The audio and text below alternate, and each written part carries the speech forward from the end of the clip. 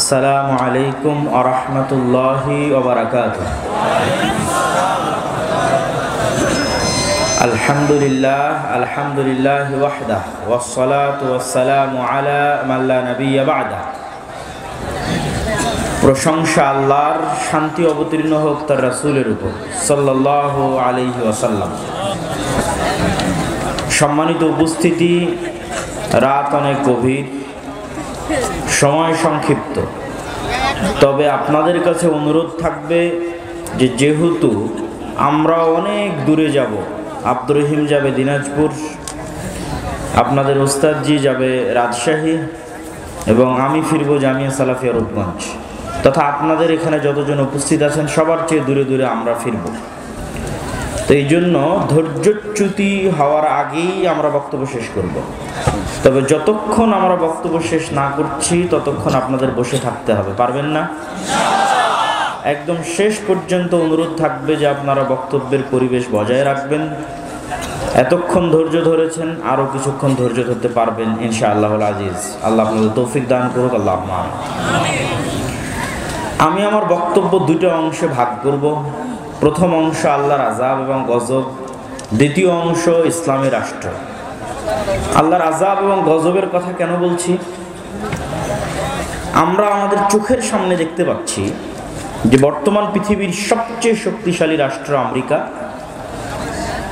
যার কাছে fire service, আগুনকে কন্ট্রোল করার পৃথিবীর সকল উন্নত প্রযুক্তি আছে এবং এই সকল উন্নত প্রযুক্তির সর্বোচ্চ ব্যবহার, তথা এক জায়গায় আগুন লাগলে যত কর্মী নিয়োগ করা হয়, তো পুরো রাষ্ট্রে আগুন লাগলে যত কর্মী নিয়োগ করা হবে তার সকল কর্মী, সকল ব্যবস্থাপনা এক ছোট্ট আগুন নিভানোর জন্য ব্যয় করা হয়েছে। গত 10-15 দিন অতিক্রম হয়েছে, এখন পর্যন্ত আগুনকে নিয়ন্ত্রণ করা সম্ভব হয়নি, যার মাধ্যমে আল্লাহ সুবহানাহু ওয়া তাআলা প্রমাণ করে দিয়েছেন যে আল্লাহ সুবহানাহু ওয়া তাআলা এখনও তার আযাব এবং তার গজব পাঠাতে সক্ষম।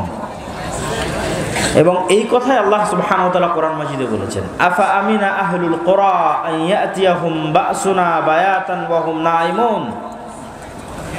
আজকের যুগে মানুষ কি নিরাপদ হয়ে গেল?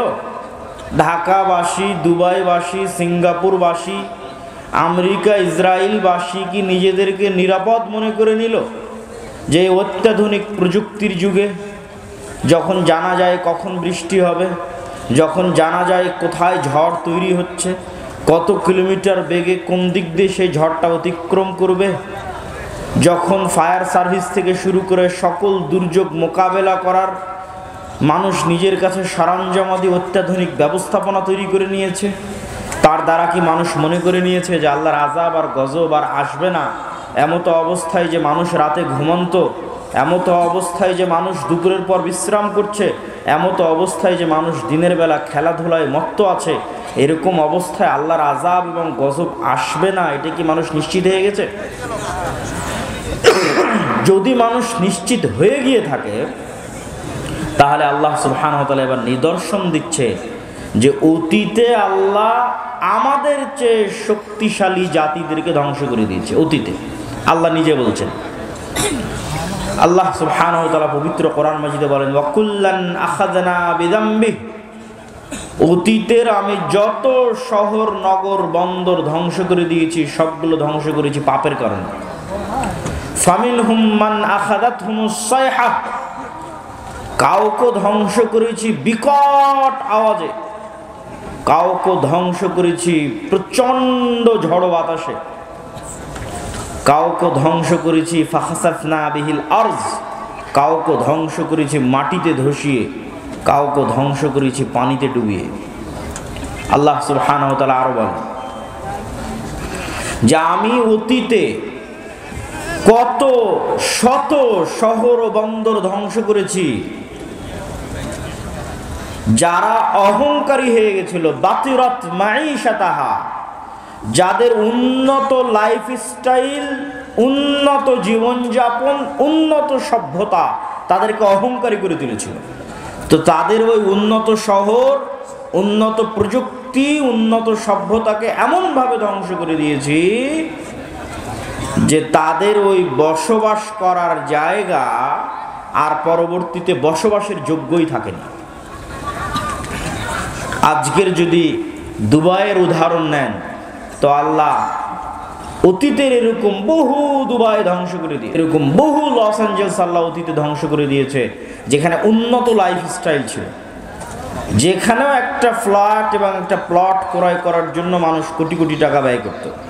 কিন্তু আল্লাহ বলছে আমি কেমনভাবে ধ্বংস করেছি, যে আর পরবর্তীতে বসবাসেরই যোগ্য থাকেনি, এইভাবে ধ্বংস করে দিয়েছে।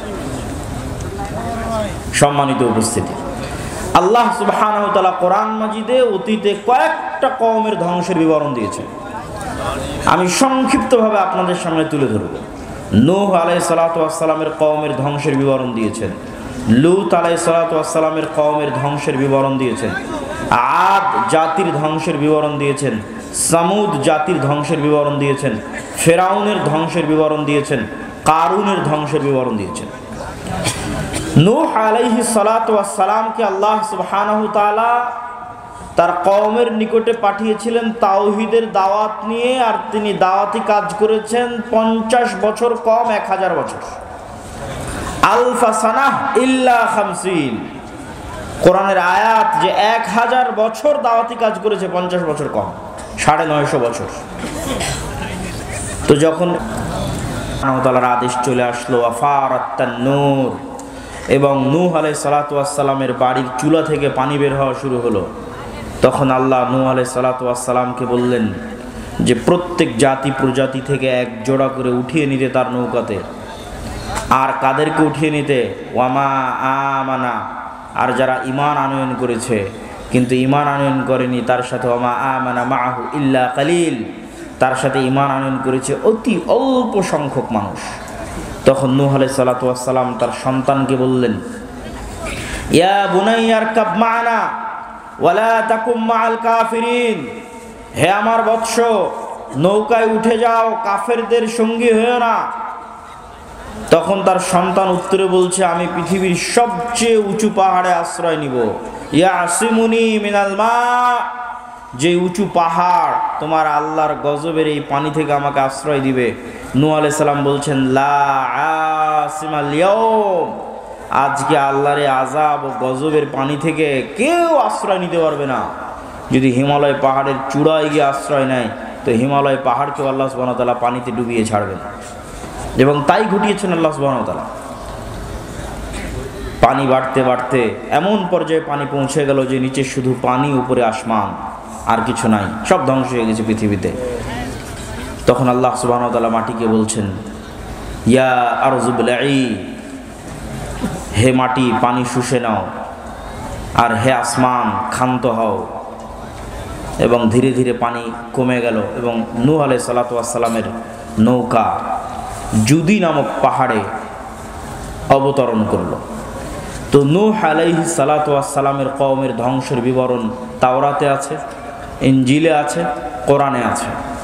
তো নূহ আলাইহিস সালাতু ওয়াস সালামকে যে ভয়াবহ বন্যা দিয়ে আল্লাহ ধ্বংস করেছেন, আজকের লস অ্যাঞ্জেলসের আগুন তার তুলনায় কিছুই না। তারপরে যদি আসে লূত আলাইহিস সালাতু ওয়াস সালামের কথা, লূত আলাইহিস সালাতু ওয়াস সালামের কওম পৃথিবীতে এমন নিকৃষ্ট গুনাহ করেছিল যা অতীতে পৃথিবীতে আর কেউ কোনোদিন করেনি। আর ওই ভয়ঙ্কর ভয়াবহ গুনাহ থেকে বাঁচানোর জন্য লূত আলাইহিস সালাতু ওয়াস সালাম তার কওমের মাঝে দাওয়াতি কাজ করতেন। তার কওমের উত্তর কি ছিল? তার কওমের উত্তর এটা ছিল যে তুমি যখন এতই পবিত্র, তা আমাদের সাথে থাকার দরকার নেই, আমরা সব অপবিত্র, তুমি পবিত্র, তুমি আমাদের এলাকা ছেড়ে চলে যাও। এবং যখন তারা লূত আলাইহিস সালাতু ওয়াস সালামকে এইভাবে তাকে উত্তর দিল, তখন আল্লাহ ফেরেশতা পাঠালেন। ফেরেশতা ইব্রাহিম আলাইহিস সালাম হয়ে লূত আলাইহিস সালাতু ওয়াস সালামের নিকটে গেল, সুন্দর সুদর্শন কিশোর এবং যুবকের আকৃতিতে। তখন ওই অঞ্চলের যারা মানুষ, নিকৃষ্ট পশুতুল্য মানুষ, তারা তখন তাদের লোলুপ দৃষ্টি এই ফেরেশতাদের দিকে দিল। লূত আলাইহিস সালাম তখনও জানতেন না তারা ফেরেশতা। তখন লূত আলাইহিস সালাম ভয় পেয়ে গেলেন, আলাইসা মিনকুম রাজুলুর রাশীদ, তোমাদের মধ্যে কি একজনও পবিত্র মানুষ নাই? এবং তিনি আফসোস করে বললেন যে আমি আশ্রয় গ্রহণ করছি ইলা রুকনিন শাদীদ, তথা আল্লাহর নিকটে আশ্রয় প্রার্থনা করতেছেন, আল্লাহর আশ্রয় ছাড়া আমার বাঁচার জায়গা নাই। আজকে তোমরা আমার মেহমানদের সামনে আমার মেহমানকে তোমরা আজকে অপমান করবা।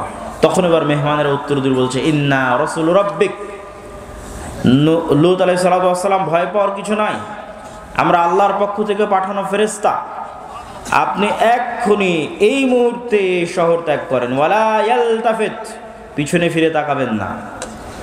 তাদের লাস্ট টার্গেট হচ্ছে মাউইদুহুমুস সুবহ, সকাল, সকালে ধ্বংস হয়ে যাবে। আলাইসাস সুবহু করিব, সকাল কি অতি নিকটে নয়? সকাল হওয়ার আগে শহর ত্যাগ করেন, পিছনে ফিরে তাকাবেন না, স্ত্রীকে সাথে নেবেন না, সেও তাদের অন্তর্ভুক্ত হবে, আযাবের অন্তর্ভুক্ত হবে। এবার আল্লাহ বলছে, জাআলনা আলিয়াহা সাফিলাহা, ওই শহরকে আমি কি করলাম জানো? ওই শহরকে এইভাবে উল্টিয়ে দিলাম, তার উপর অংশ করে দিলাম নিচে, নিচের অংশ করে দিলাম উপরে। ওয়া আরসালনা আলাইহিম হিজারাতাম মিন সিজিল, আর তাদের উপর পাঠাতে থাকলাম আসমান থেকে আগুনের পাথর বৃষ্টি। আগুনের পাথর বৃষ্টি আসমান থেকে পাঠাতে থাকলাম, শহরকে উল্টিয়ে দিলাম। তো এই যে ভয়ঙ্কর ভয়াবহ গজব আল্লাহ নাজিল করলেন, তার তুলনায় এই লস এঞ্জেলসের আগুন কিছুই নয়। এবার 3, আদ জাতি। আর আমি আদ জাতির নিকটে পাঠিয়েছি আখাহুম হুদ, তাদের ভাই হুদকে। আমি আদ জাতির নিকটে পাঠিয়েছি হুদ আলাইহিস সালাতু ওয়াস সালামকে। আর এই প্রত্যেক নবীর দাওয়াত কমন ছিল, ইয়া কওমি ইবুদুল্লাহ, হে আমার কওম, আল্লাহর ইবাদত করো, আল্লাহ ব্যতীত ইবাদতের যোগ্য কেউ নাই। তো আদ জাতি কি উত্তর দিল? জাতিকেও হুদ আলাইহিস সালাতু ওয়াস সালাম বলেছিলেন, আল্লাহর ইবাদত না করলে আল্লাহর গজব আসবে। তখন আদ জাতি উত্তরে বলেছিল, মান আশাদ্দু মিন্না কুওয়া, হুদ তুমি আমাদেরকে আল্লাহর আযাবের গজবের ভয় দেখাও। তুমি বলো তো, এই পৃথিবীতে আমাদের চেয়ে কেউ শক্তিশালী আছে?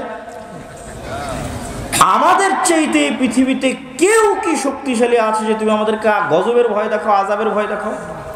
তো মজাকের কথা যে আদ জাতির উপর গজব আসবে।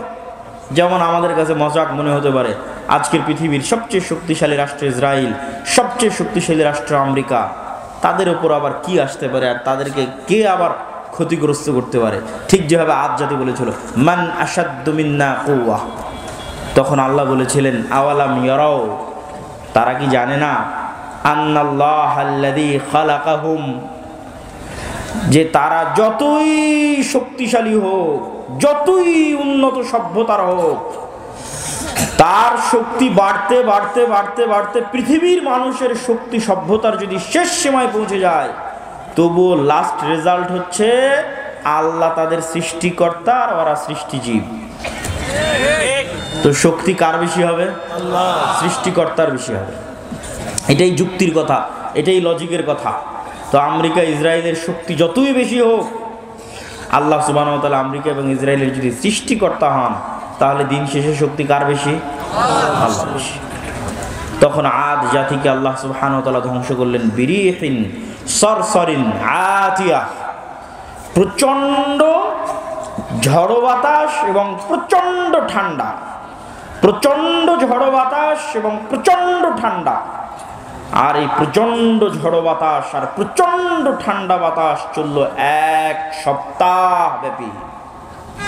এবং এই 1 সপ্তাহ ব্যাপী প্রচণ্ড ঝড়ো বাতাসে তারা হয়ে গেল গোড়া কাটা খেজুর গাছের ন্যায়। যারা বলেছিল তারা পৃথিবীর সবচেয়ে শক্তিশালী, তৎকালীন যুগের সবচেয়ে উন্নত, সবচেয়ে সভ্য নগরীকে আল্লাহ সুবহানাহু ওয়া তাআলা ধ্বংস করে দিলেন। এবার আসি সামুদ জাতির কথা। সামুদ জাতির নিকটে আল্লাহ পাঠিয়েছিলেন তাদের ভাই সালেহকে। সালেহ আলাইহিস সালাতু ওয়াস সালাম একই কথা তার কওমকে বললেন, আর তার কওমকে আল্লাহর নিদর্শন হিসেবে পেশ করলেন নাকাতুল্লাহ, আল্লাহর উটনি। এই আল্লাহর উটনি আল্লাহর জমিনে চলবে, তোমরা একে ক্ষতি করার চেষ্টা করিও না, ক্ষতি করলে আল্লাহর গজব আসবে। ওয়ালাহা শিরবুম মালুম, 6 দিন তোমাদের জন্য কুয়ায় পানি পানের, একদিন আল্লাহর উটনির জন্য। যেই দিন আল্লাহর উটনি পানি পান করবে, সেই দিন উটনি থেকে এই পরিমাণ দুধ হতো যে সমগ্র সামুদ জাতি সেই দুধ দহন করে নিয়ে খেয়ে বাড়িতে নিয়ে শেষ করতে পারত না। আল্লাহু আকবার। কিন্তু এই নিয়ামত তাদের সহ্য হয়নি, তারা অহংকারী। অহংকারী হয়ে সালেহ আলাইহিস সালাতু ওয়াস সালামকে বলছে ফাআকারুহা, কেটে নিয়ে, উটনির পা কেটে নিয়ে সালেহ সাল্লাতু ওয়াসসালামকে বলছে ফাতিনা বিমা তাইদুনা, আযাবের ভয় দেখাতে এই যে তোমার আল্লাহর উটনির পা কেটে নিয়েছে, এবার আযাব নিয়ে আসো। কোথায় আযাব? আযাব নিয়ে আসো। ফাখাযাতহুমুস সাইহা, কোথাও এসেছে ফাখাযাতহুমুর রাজফা, বিকট আওয়াজ, এমন বিকট আওয়াজ যে বিকট আওয়াজে তারা হয়ে গেল ওয়াহুম জাসিমিন। মুফাসসিরিনে কিরাম লিখছেন জাসিমিনের অর্থ যে যে যেখানে যে অবস্থায় ছিল সে অবস্থায় থেকে গেল।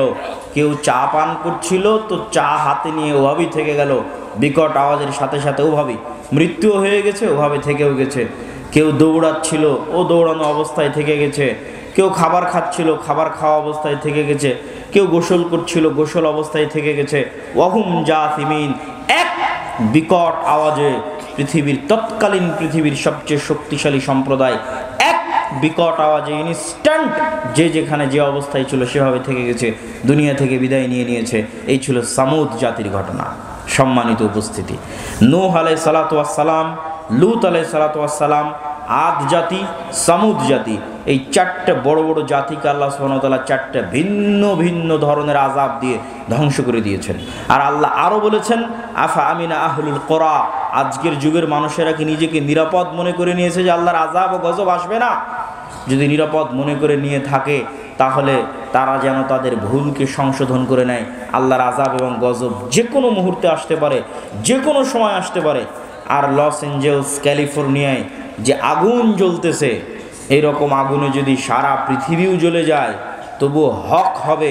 এই জন্য হক হবে যে সারা পৃথিবীর মানুষ, সারা পৃথিবীর সকল রাষ্ট্রনেতার সামনে, BBC, CNN, Al Jazeera, TV channel, Facebook, YouTube সব লাইভের সামনে 60,000 নিরস্ত্র নিরীহ মানুষকে গাজায় হত্যা করা হয়েছে।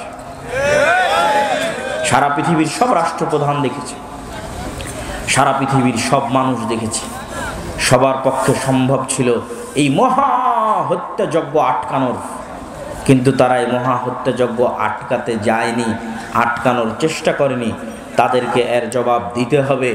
এই এক গাজার উপর যে অত্যাচার চালানো হয়েছে, এই অত্যাচারে যদি সমগ্র আমেরিকা, সমগ্র ইউরোপ আর সমগ্র ইসরায়েল জ্বলে পুড়ে যায়, তবু আল্লাহ সুবহানাহু ওয়া তাআলার জন্য এটা হক হবে। এবং আল্লাহ এটা বলেছেন, কোরআনেই বলেছেন যে আল্লাহ সুবহানাহু ওয়া তাআলা যখন কোনো শহর ও বন্দর ধ্বংস করেন তখন আল্লাহ অত্যাচার করেন না, বরং তারা অত্যাচারী ছিল তাই ধ্বংস করে দেন। সম্মানিত উপস্থিতি, এইটি থেকে আমাদের শিক্ষা নিতে হবে, মুসলমানদের শিক্ষা নিতে হবে যে আমরা যে কোনো মুহূর্তে আল্লাহর আযাব এবং গজবের শিকার হতে পারি। যে অশ্লীলতা, যেই বেহায়াপনায় লূত আলাইহিস সালাতু ওয়াস সালামের কওম ধ্বংস হয়েছিল, ওই বেহায়াপনা, ওই অশ্লীলতাও বাংলাদেশে ঢুকানোর চেষ্টা করতেছে শয়তানের দোসরেরা। এমনও রাজনৈতিক দল বাংলাদেশে আছে যারা তাদের দফার মধ্যে যুক্ত করে দিয়েছে যে তারা রেইনবো নেশন তৈরি করবে, রংধনু জাতি তৈরি করবে। তো নেলসন ম্যান্ডেলা আফ্রিকায় রংধনু জাতি তৈরি করতে গিয়ে এই লূত আলাইহিস সালাতু ওয়াস সালামের কওমের অশ্লীলতাকে প্রমোট দিয়েছিল। আজকের এই ধরনের রাজনৈতিক দলগুলো আবার পদ তৈরি করেছে, লিঙ্গ সমতা, লিঙ্গ ন্যায্যতা নামে একটা পদ তৈরি করেছে। নাউজুবিল্লাহ মিন যালিক। এর প্রত্যেকটার পিছনের উদ্দেশ্য হচ্ছে ইবলিসের যে স্কিম আছে, শয়তানের যে পদক্ষেপ আছে সেটা বাস্তবায়ন করা। তবে হ্যাঁ, তাদের জন্য অনেক বড় ধাক্কা, এই সমস্ত শয়তানের অনুসারীদের জন্য অনেক বড় ধাক্কা যে তাদের আব্বার দেশে তাদের বিরোধী লোক চলে এসেছে। তার মানে তাদের সবগুলোর আব্বা হচ্ছে আমেরিকা।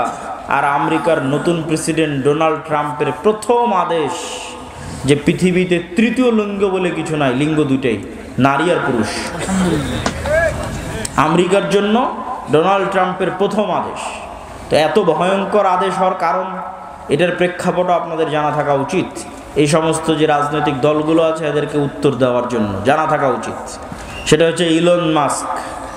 ইলন মাস্কের নিজের সন্তান তার বাপকে বলছে, ইলন মাস্কের নিজের সন্তান তার বাপকে বলছে, আমাকে যদি অপারেশন করে ছেলে থেকে মেয়েতে রূপান্তর না করা হয় আমি আত্মহত্যা করব। নাউজুবিল্লাহ মিন যালিক।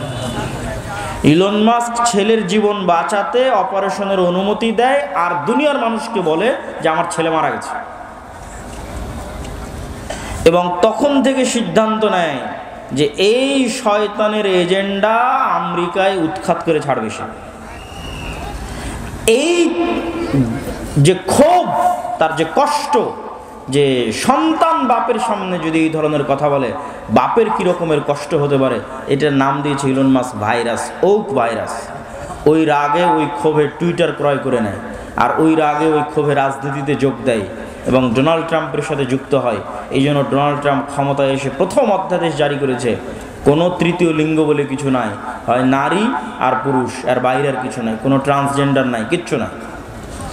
এখান থেকে আমাদের শিক্ষা নেওয়ার আছে যে আমাদের দেশে যারা অতি সেকুলার হয়ে, অতি উদার হয়ে মুসলিম দেশে রাজনীতি করবে, অথচ রেইনবো নেশনের নামে রাজনীতি করবে, লিঙ্গ সমতার নামে পদ তৈরি করে রাজনীতি করবে, এদের রাজনীতি করার অধিকার বাংলাদেশে নাই।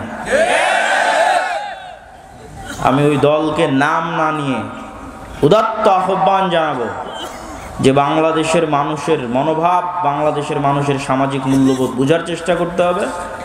আল্লাহর চেয়ে শক্তিশালী কেউ নয়। আদ সামুদ জাতি ধ্বংস হয়ে গেছে, নূহ আলাইহিস সালাতু ওয়াস সালামের কওম, লূত আলাইহিস সালাতু ওয়াস সালামের কওম ধ্বংস হয়ে গেছে। অশ্লীলতা ছড়াতে চাইলে ধ্বংস হয়ে যেতে হবে। বক্তব্যের দ্বিতীয় অংশ, বক্তব্যের প্রথম অংশ শেষ, বক্তব্যের দ্বিতীয় অংশ, ইসলামী রাষ্ট্র। ইসলামী রাষ্ট্র প্রতিষ্ঠা করার বিষয়টা এখন বাংলাদেশে অন্যতম একটি আলোচিত ইস্যু। কেউ কেউ মনে করতেছে তারা ভোটের মাধ্যমে, রাজনীতি করে, গণতন্ত্রের মাধ্যমে ইসলামী রাষ্ট্র প্রতিষ্ঠা করবে। অথচ আমরা কোরআন এবং হাদিস পড়ে বুঝতেছি যে আপনি ততক্ষণ পর্যন্ত মুমিন হতে পারবেন না যতক্ষণ না আপনি তাগুতের কাফের না হবেন। আপনি ততক্ষণ মুমিন হতে পারবেন না যতক্ষণ না আপনি নিজেকে কাফের বলে ঘোষণা করবেন যে আমি তাগুতের কাফের। কে ঘোষণা করেছিল? ইব্রাহিম আলাইহিস সালাম ঘোষণা করেছিল, কাফারনা বিকুম, তোমাদের কাফের, তোমাদের মূর্তির কাফের।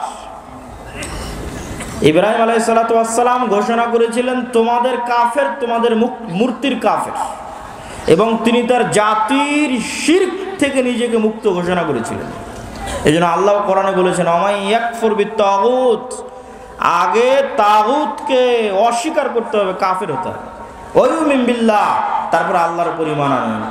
আপনি যদি বলেন যে আমি রাষ্ট্রে ইসলাম প্রতিষ্ঠা করতে চাই, তো রাষ্ট্রে ইসলাম প্রতিষ্ঠার সবচেয়ে বড় শত্রু যেগুলো, এগুলোর কাফের হতে হবে।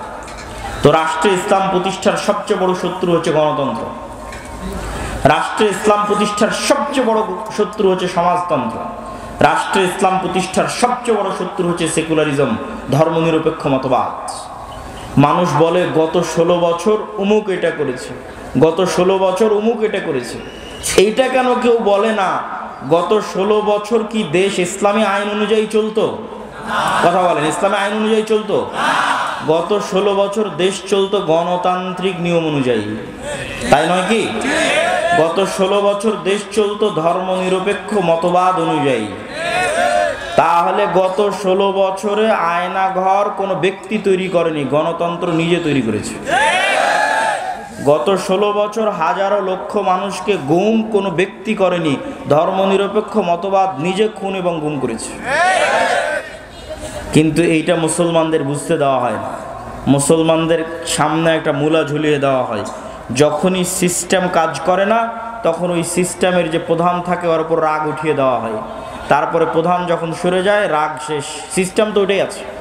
আপনাকে বুঝতে হবে যে গুম, খুম, আয়নাঘর সিস্টেম তৈরি করেছে, গণতান্ত্রিক সিস্টেম তৈরি করেছে, সেকুলার সিস্টেম তৈরি করেছে। এই সিস্টেম যদি থাকে জুলুম থাকবে, এই সিস্টেম যদি থাকে অন্যায় অবিচার থাকবেই থাকবে। ব্যক্তির সাথে অন্যায় অবিচার সম্পৃক্ত নয়, সিস্টেমের সাথে অন্যায় অবিচার সম্পৃক্ত। আমরা শুধু নামে স্বাধীন হয়েছি, কিন্তু নিয়ম কানুন, শিক্ষা ব্যবস্থা, আইন, আদালত সবকিছু ব্রিটিশদের রেখে যাওয়া। ওই সিস্টেমেই চলতেছে। ব্রিটিশ আর্মিতে যে আইন ছিল ওই আইন পাকিস্তান আর্মিতে, পাকিস্তান আর্মিতে ওই আইন ইন্ডিয়ান আর্মিতে, ইন্ডিয়ান আর্মির আইন পাকিস্তান আর্মিতে, পাকিস্তান আর্মির আইন বাংলাদেশ আর্মিতে, সব জায়গায় ব্রিটিশ আইন চলতেছে। সম্মানিত উপস্থিতি, তাহলে আপনি যতক্ষণ ওই সিস্টেমের কাফের না হবেন ততক্ষণ আপনি ইসলামকে রাষ্ট্র ক্ষমতায় প্রতিষ্ঠা করবেন, এটা অলীক স্বপ্ন, এটা অলীক কল্পনা। যে সেকুলারিজমের মধ্যে দিয়ে ইসলাম রাষ্ট্র ক্ষমতায় প্রতিষ্ঠিত হবে। বিকৃত ইসলাম প্রতিষ্ঠিত হতে পারে, কম্প্রোমাইজড ইসলাম প্রতিষ্ঠিত হতে পারে, অবিকৃত শক্তিশালী ইসলাম কখনো এই সমস্ত তন্ত্রমন্ত্র দিয়ে প্রতিষ্ঠিত হবে না, যে তন্ত্রমন্ত্রকে তৈরি করা হয়েছে ইসলাম যেন রাষ্ট্র ক্ষমতায় যেতে না পারে তার জন্য। 2 নাম্বার, রাষ্ট্র ক্ষমতায় ইসলাম প্রতিষ্ঠা করার কি আমরা মুসলমানেরা যোগ্য? এইটার উত্তর আপনাকে দিতে হবে।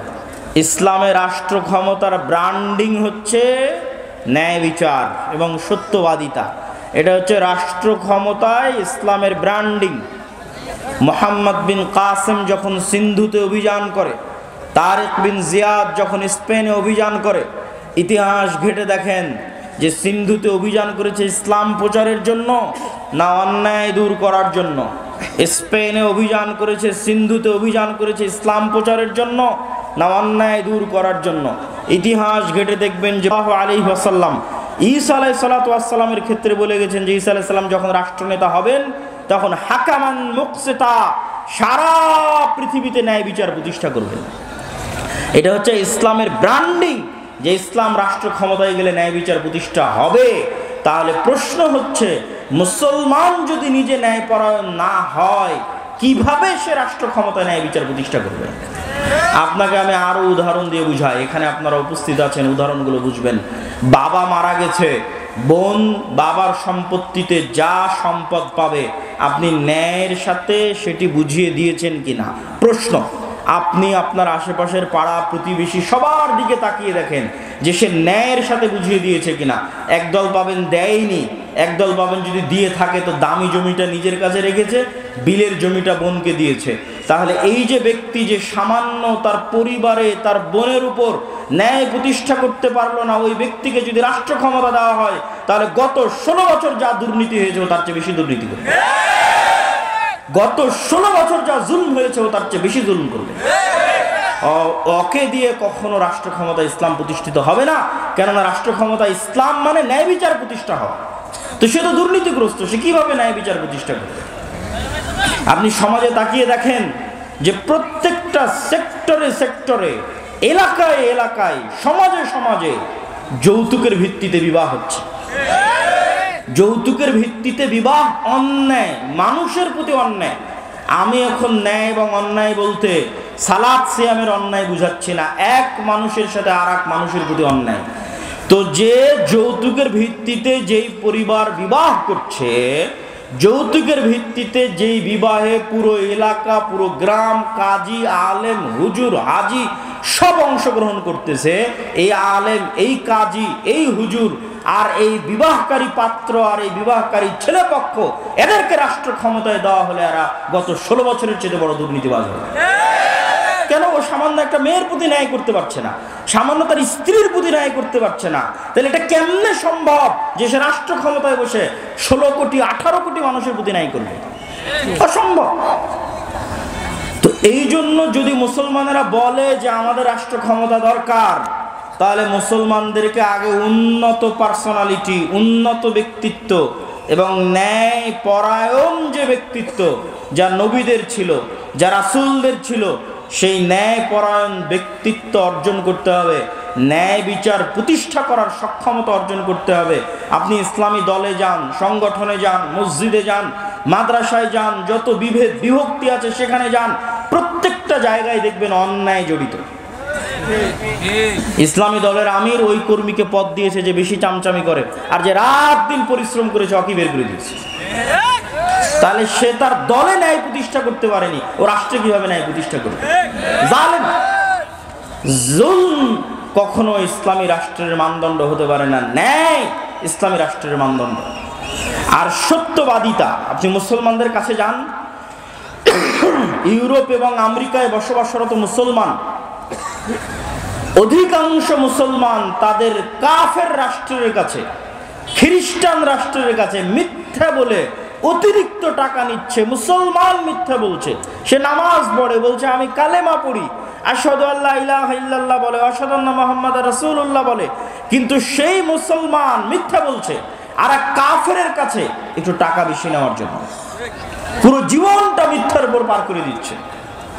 আপনাদের এই নরসিংদী, নারায়ণগঞ্জ, রূপগঞ্জ অঞ্চলেও যেহেতু কিছুদিন থেকে থাকা হচ্ছে সেহেতু দেখতেছি নির্বাচনের সময় মানুষ 2 এমপি পদপ্রার্থীর থেকে টাকা নিয়ে বলেছে তাকে ভোট দিবে। তার মানে সে মিথ্যুক। তাহলে একজন মিথ্যুক মানুষ কিভাবে নেতা হবে? একজন মিথ্যুক মানুষ কিভাবে দেশ ও জাতির দায়িত্ব নিবে? এটা অসম্ভব। আজকের যুগের মুসলমানদের ব্যক্তিত্ব মক্কার কাফের মুশরিকদের ব্যক্তিত্বের চাইতে নিম্নমানের। কিভাবে? এখনই আলোচনা শুনলেন আবু তালেব কাফের, আবু তালেব মুশরিক, কিন্তু একটা প্রমাণ দেখান দেখি যে আবু তালেব কোনোদিন মিথ্যা বলেছে? আবু তালেব কোনোদিন তার মুখের ওয়াদা রক্ষা করেনি। মুখের কথা রক্ষা করতে গিয়ে 3 বছর, মুখের কথা রক্ষা করতে গিয়ে 3 বছর ভাতিজার সাথে না খেয়ে জীবন পার করেছে। তার নাম আবু তালেব। মানে রক্তে নেতৃত্বের গুণ আছে। রক্তে কিসের গুণ আছে? নেতৃত্বের গুণ আছে। মিথ্যা বলে নেতা হওয়া যায় না, কথা রক্ষা না করে নেতা হওয়া যায় না। আবু তালেব নেতা, he is a by born leader, জন্মগত নেতা। জন্মগত নেতা দেখে মুখের কথার দাম রক্ষাতে 3 বছর না খেয়ে জীবন পার করে দিয়েছে। আবু সুফিয়ান নেতা, লিডার, নেতৃত্বের যোগ্যতা আছে, কাফের মুশরিক, কিন্তু ব্যক্তিত্ব আছে। তার চিরন্তন শত্রুর বিরুদ্ধে মিথ্যা বলেনি। হিরাক্লিয়াসের দরবারে দাঁড়িয়ে আপনার একটা রাজনৈতিক দলের নেতাকে জিজ্ঞেস করেন তার বিপরীত রাজনৈতিক দল সম্পর্কে, যা বলবে 16 আনাই মিথ্যা। এই পুরো গণতান্ত্রিক রাজনীতি দাঁড়িয়ে আছে মিথ্যার উপর। পুরো গণতান্ত্রিক সিস্টেম দাঁড়িয়ে আছে মিথ্যার উপর। মিথ্যা না বললে গণতন্ত্র চলে না, মিথ্যা না বললে গণতন্ত্রে নেতা হওয়া যায় না, মিথ্যা এবং দুর্নীতি না করলে গণতন্ত্রে নিজের গদি টিকিয়ে রাখা যায় না। গণতন্ত্র সিস্টেমটাই এমন যে সিস্টেম আপনাকে মিথ্যা বলতে বাধ্য করবে। তো মিথ্যা বলে আপনি কিসের নেতা হবেন? কিসের রাষ্ট্রে ইসলাম প্রতিষ্ঠা করবেন? অন্যায় করে মিথ্যা বলে রাষ্ট্রে ইসলাম প্রতিষ্ঠা করা সম্ভব নয়। মুসলমানরা যদি বলে যে আমরা রাষ্ট্রে ইসলাম প্রতিষ্ঠা করতে চাই, তাহলে আগে মুসলমানদেরকে দায়িত্ব নিতে হবে যে তারা ইনজাস্টিস, অন্যায়ের বিরুদ্ধে শক্ত থাকবে। যেমন আজকে নরসিংদীর যুবকেরা যদি বলে যে হ্যাঁ তারা রাষ্ট্রে ইসলাম প্রতিষ্ঠা করতে চায়, তাহলে তুমি আগে নিশ্চিত করো যে তোমার নরসিংদীর নোয়াগাঁওয়ে কোথাও যেন একটা মেয়েরও যৌতুকের ভিত্তিতে বিবাহ না হয়। জুলম হবে আর মুসলমান চাই দেখবে ওই মুসলমানকে আল্লাহ নেতা বানাবে, নাউজুবিল্লাহ মিন যালিক। জুলম হবে, মুসলমান চাই দেখবে আর সেই মুসলমানকে আল্লাহ নেতা বানাবে ইসলামের নামে। আস্তাগফিরুল্লাহ আল-আযীম। তুমি যদি বলো রাষ্ট্রে ইসলাম প্রতিষ্ঠা করতে চাই, তো ওখানে মৃত্যুবরণ করেছে, ওই মৃত্যুর জানাজায় উপস্থিত হয়ে ওর মেয়েকে তার সম্পত্তি বুঝিয়ে দিতে বাধ্য করে তারপর উঠে আসো। ডিসেন্ট্রালাইজেশন, কেন্দ্রীয় রাষ্ট্র ক্ষমতাকে ডিসেন্ট্রালাইজেশন করো, বিকেন্দ্রীকরণ করো। নিজের পরিবার, নিজের সমাজে ন্যায় প্রতিষ্ঠা করো। একবার ন্যায় প্রতিষ্ঠা করার সংগ্রামে নেমে গেলে আল্লাহ তোমাকে রাষ্ট্র ক্ষমতা এমনি দিয়ে দিবে ইনশাআল্লাহ। কেননা তখন তুমি যোগ্য বিবেচিত হয়ে যাবা। সত্যবাদী ব্যক্তি, ন্যায় প্রতিষ্ঠাকারী ব্যক্তি আল্লাহর দরবারে যোগ্য বলে বিবেচিত হবে নেতা হওয়ার। আর যদি ওই কম্প্রোমাইজ করার স্বভাব না থাকে, যে গণতন্ত্রের সাথে কম্প্রোমাইজ, সমাজতন্ত্রের সাথে কম্প্রোমাইজ, সেকুলারিজমের সাথে কম্প্রোমাইজ, ধর্ম বিক্রি করে দেওয়ার সাথে কম্প্রোমাইজ, নিজের দিনের উপর আত্মবিশ্বাস নাই, তখন আমি শিখতে বলেছি যুবকেরা, নিজের দিনের উপর আত্মবিশ্বাস ফিরিয়ে আনতে তোমরা 2টে জাতিকে দেখবা, একটা ইহুদি আর একটা হিন্দু। দূরের কথা বাদ দিলাম, আজকে পার্শ্ববর্তী দেশ ভারতের কথাও যদি ধরি, যে বিজিবি এবং বিএসএফ এর সীমান্তে যে গন্ডগোল, এই গন্ডগোল নিয়ে ফেসবুকে যুবকেরা লেখালেখি করছে, হাসি ঠাট্টা ট্রল করছে যে ভারতের হিন্দুরা গরুর মূত্র পান করে। এটা নিয়ে হাসি ঠাট্টা এবং ট্রল। তো আমার কথা হচ্ছে, ভারতের ওই হিন্দু যে গরুর মূত্র পান করে, ওর গরুর মূত্র পান করা একটা ভ্রান্ত কাজ হলেও এই ভ্রান্ত কাজের উপর ওর বিশ্বাস কত অটল, ওর বিশ্বাস কত অবিচল, যে একটা ভ্রান্ত কাজকে রাষ্ট্রে পর্যন্ত প্রতিষ্ঠিত করেছে। আর তুমি কত বড় মরদ, কত বড় সাহসী যে তোমার নবীর সুন্নাত না তোমার জীবনে, না তোমার বাড়িতে, না তোমার পরিবারে, না তোমার রাষ্ট্রে। তুমি কিসের সাহসী, কিসের বীর পুরুষ? বীর পুরুষ সেই যে তার নিজের দিনের উপর অটল। ইহুদিদেরকে দেখে আসো যে তার দিনের কোনো একটা বিষয়ে ছাড় দেয় কিনা। সারা পৃথিবীতে সুদী অর্থনীতির গুরু তারা, অথচ নিজেরা কোনোদিন সুদ নেয় না। নিজেরা কোনোদিন সুদি লেনদেন করে না, কেন তারা জানে সুদ মানুষকে গোলাম বানায়, সুদ মানুষকে কৃতদাস বানায়। আল্লাহর নবী নিজে সুদ মানুষকে যে গোলাম বানায়, কৃতদাস বানায়, তার দলিল দিয়ে গেছে। আপনি বলবেন কিভাবে, কোথায় দলিল? জি, আমি দলিল দেখাচ্ছি। তার আগে বলে নেই, বাংলাদেশের মুসলমানদের সমাজগুলোতে যদি যাবেন তাহলে এনজিও আর ক্ষুদ্র ঋণে পরিপূর্ণ।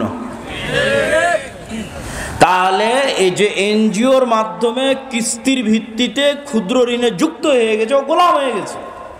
ও জীবনে কোনো দিন আর নেতা হতে পারবে না, কোনো দিন না। কিভাবে গোলাম হয়ে গেছে?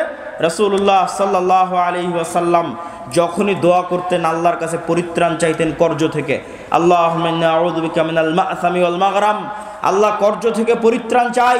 আল্লাহর নবীকে জিজ্ঞেস করা হলো, কেন কর্জ থেকে পরিত্রাণ চান এত? আল্লাহর নবী বললেন, ইজাস্তাদানা রাজুল, মানুষ যখন কর্জ নেওয়া শুরু করে, বাদা ইউকাযযিব, মিথ্যা বলা শুরু করে। আল্লাহর নবী বললেন, যখনই কর্জ নেওয়া শুরু করে, মিথ্যা বলা শুরু করে, 1 টাকা 10 টাকা 15 টাকা 20 টাকা কর্জ নিয়েছে, পরের দিন টাকা চাইতে যাবে, মিথ্যা বলবে। মিথ্যা বলবে না? মিথ্যা বলবে। নিজে মিথ্যা বলবে, তার পরিবারকে মিথ্যা বলাবে, তার ছেলে মেয়েকে মিথ্যা বলাবে। একটা পরিবার মিথ্যার উপর গড়ে উঠতেছে। আর শুরুতেই প্রমাণ করে দিয়েছি যে মিথ্যা বলেও নেতা হয়। আবু তালেব মিথ্যা বলতো, আবু সুফিয়ান মিথ্যা, কোশ্চিন কালো নেতা হতে পারে না। আল্লাহ কখনো তাকে নেতা বানাবে না। তাহলে কর্জ নেওয়া মানে মিথ্যা বলা শুরু। পুরো একটা পরিবার যখন মিথ্যার উপর চলে, তখন ওই পরিবার থেকে কোশ্চেন কালো না তারেক বিন জিয়াদের জন্ম হবে, না ওমর ইবনুল খাত্তাবের জন্ম হবে, না মোহাম্মদ বিন কাসেমের জন্ম হবে, নেতার জন্ম হবে না, গোলামের জন্ম হবে, কৃতদাসের জন্ম হবে। সম্মানিত উপস্থিতি, এই জন্য যুবকদেরকে শক্ত হতে হবে, নিজের দিনের উপর কট্টর, নিজের দিনের উপর সেলফ কনফিডেন্ট, আত্মবিশ্বাসী হতে হবে। এবং আত্মবিশ্বাসী হয়ে সমাজ থেকে, পরিবার থেকে যত অন্যায় অনাচার অবিচার আছে, এই অন্যায় অনাচার অবিচারের বিরুদ্ধে আন্দোলন গড়ে তুলতে হবে।